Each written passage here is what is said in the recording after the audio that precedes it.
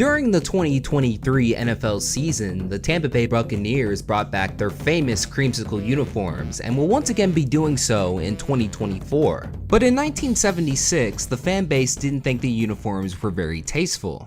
See what I did there? They look like 47 pumpkins out there. Today we're going to be going over the 76-77 Tampa Bay Buccaneers, and we're also going to stack them up with other Major League sports teams to see if they were actually the worst sports team ever. We're going to compare them to the worst teams from the NBA, MLB, and NHL, as well as a couple of teams from the NFL that also failed to win a single game. Our story begins in the mid-1970s. April 1974. Florida's Tampa Bay area is awarded the National Football League's 27th franchise. In February of 1975, the official team name is announced as the Tampa Bay Buccaneers.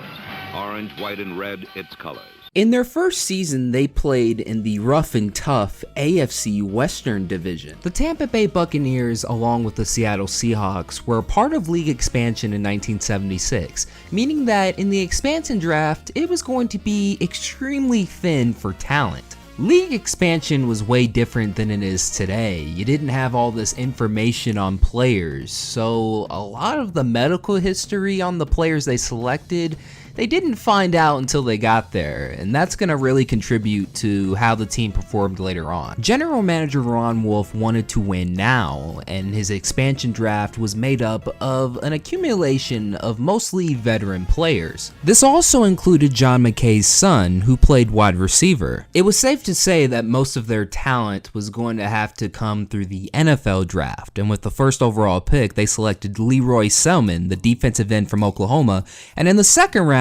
selected his brother Dewey Selman, who also played linebacker at the same school. But sadly, the 76 draft class is considered one of the worst in NFL history. I can't think of a worse situation for an expansion team to come into the league, let alone two. You have two expansion teams that are vying for players from the bottom barrel of each roster, along with one of the worst draft classes in NFL history. It was certainly going to be a recipe for disaster. Well, at least for one of these expansion teams. It became apparent right away in both training camp and the preseason that John McKay's winning days were going to be long behind him at USC. The Buck offense is mired in first game mistakes, while the inexperienced Tampa Bay defense can't seem to stop anything. You can't stop a pass or a run. Otherwise, we're in great shape. I've never seen such poor tackling. There are a hell of a lot of careers going in Monday.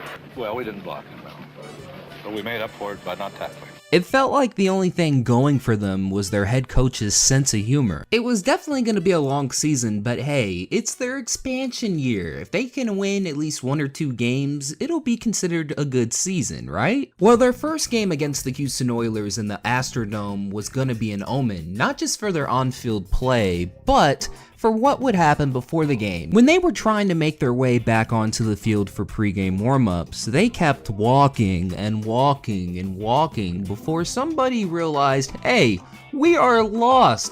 Where are we? We can't find our way onto the field. They took a wrong turn in the tunnel and at one point even walked into a wall and they were all smushing each other. Eventually they made it onto the field barely in time for the opening kickoff, but by the way they played, they wish they wouldn't have never found the field. They were shut out for not just one, but their first two games. Throughout the season, they suffered a total of 5 shutouts, while their defense was actually playing lights out at times. In week 3 against the Buffalo Bills, O.J. Simpson was held to just 39 yards rushing, as the Tampa Bay Buccaneers lost 14-9. But the defense could only do so much, and in some games against some very competitive teams like the Oakland Raiders and Pittsburgh Steelers, they ended up getting blown out by scores of 42-0 or 49-16. And the biggest surprise is they were somehow able to score 16 points against the eventual Super Bowl champions from that season. Their best chance of winning a game came against the other expansion team, the Seattle Seahawks, and when trying to kick the game-winning field field goal and ended up getting blocked, and Seattle marched right down the field and ended up kicking a game-winning field goal of their own to score their first win as a team. When you lose to another expansion team, you truly have to be the worst of all time. It also doesn't help to have a team end the season with 17 players on injured reserve. In 1976, the offense was so bad, they finished with more players on injured reserve, 17, than touchdowns, 15. This was largely due to John McKay's practicing methods, as they would hit in pads every single day. He wouldn't let us get water. It was just constant hitting.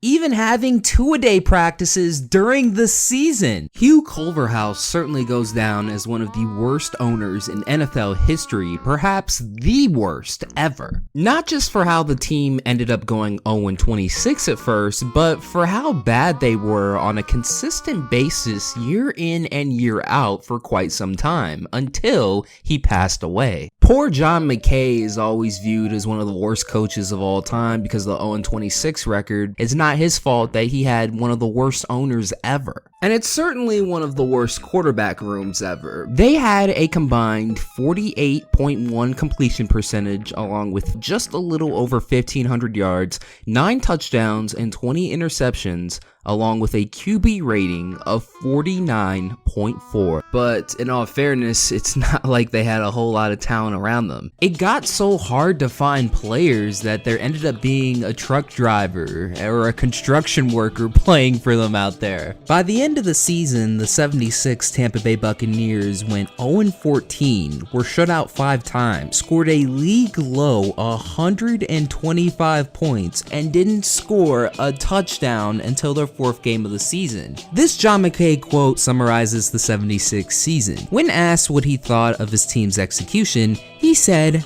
he'd be in favor of it. But hey, it's not all gloom and doom for these Tampa Bay Buccaneers, as they would eventually score a victory the next season. On December 11th, 1977, it finally happened. After 26 games worth of waiting, the Tampa Bay Buccaneers made all the right plays and celebrated the first victory in the team's brief history. Yeah, they were so bad that it took them until December of next season to finally score a victory. They almost went 0-14 again. The losing streak was becoming so infamous that Johnny Carson on The Tonight Show kept ripping them over and over and over. The Buccaneers gave him so much material that I think it was half his show at times. They went 0-12 and in their final 2 games scored victories against the New Orleans Saints and St. Louis Cardinals. Their first victory was so big that they had thousands of fans waiting for them at the airport. The head coaches that lost to the Buccaneers in 1977 ended up getting fired at season's end. That's how bad the Buccaneers were. And what's even more amazing is that they were able to win with a worse offense.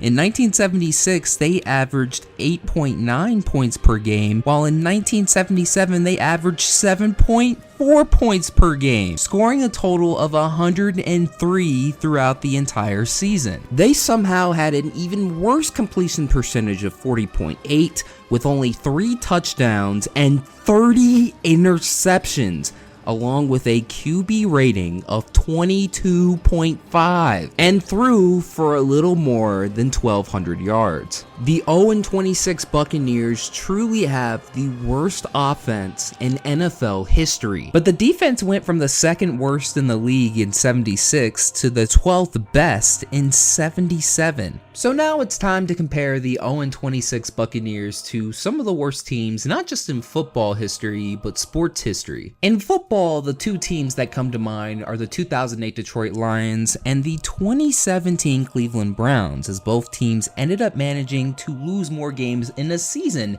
than the Tampa Bay Buccaneers of 1976, as both teams ended up going 0-16. While both of their offenses scored more points than the 76 Bucks, their defenses were very similar with giving up points. But you also have to take into consideration that it is harder to go winless in today's NFL than it was back in Tampa Bay's era. If both teams were to play the Tampa Bay Buccaneers, I don't think it would have even been close. Both offenses are definitely able to average more than 8 points per game, but it would definitely be close in terms of defense. Sadly, I don't think Tampa Bay's expansion team defense would be able to bail out their offense. Now, some teams from other sports. In the NBA, infamous 72-73 Philadelphia 76ers, who ended the season with a record of 9-73. While the 76 Buccaneers went 0-14, the 72-73 Sixers ended up starting the season 0-15. They ended up setting a then record 20-game losing streak. Their best month during the season ended up being February, where they were able to score 5 wins during the month, but when you combine October through January, they were only able to win 4 games. By the month of March, they had completely given up, failing to score a single victory. In the NHL, we have the 1974-75 Washington Capitals, who, like Tampa, were also an expansion team, and oddly enough, also had another team join them in that year's expansion, the Kansas City Scouts. Much like the Buccaneers, the Capitals got the bottom of the barrel players in the expansion draft and ended up with a record of 8-67-5. Not only is that the worst record in NHL history, but they also gave up 446 goals, also setting an NHL record. And in baseball, you have to go way back to the 1800s. The 1899 Cleveland Spiders set a record-setting poor season of 20 wins and 134 losses. To put a long story short, the Spiders owners sent a lot of their top players to their other club, and I kid you not, their name at the time was the St. Louis Perfectos, who are now known as the St. Louis Cardinals today. With all of their great players in St. Louis, the Cleveland franchise suffered, and they ended up leaving their roster completely depleted. As any talented ball player was going to eventually play their way out of Cleveland, whether they liked it or not. They ended up playing more games on the road back then because they were so bad that their fans refused to go to their home games. In fact, it got so bad that the team ended up disbanding after the 1899 season. The 1899 Cleveland Spiders still have the worst winning percentage in MLB history with just 13%. Sure, these other teams were bad, but I don't think they were anywhere near as bad as the Tampa Bay Buccaneers were in football. The mark of 0-26 is a record that, just like the 72 Dolphins' undefeated season record, is one that will never be broken, ever. As one writer put it, it's the story that never dies. Whenever a team is on a losing streak, they always refer back to the 76-77 Buccaneers. They are the most infamous worst team in all of sports. But it's not all gloom and doom, because just 2 years later, in 1979, with over 20 players left over from the expansion rosters, the Tampa Bay Buccaneers would eventually make the NFC Championship game. Tampa Bay is awesome. It's the Buccaneers and Los Angeles for the NFC title.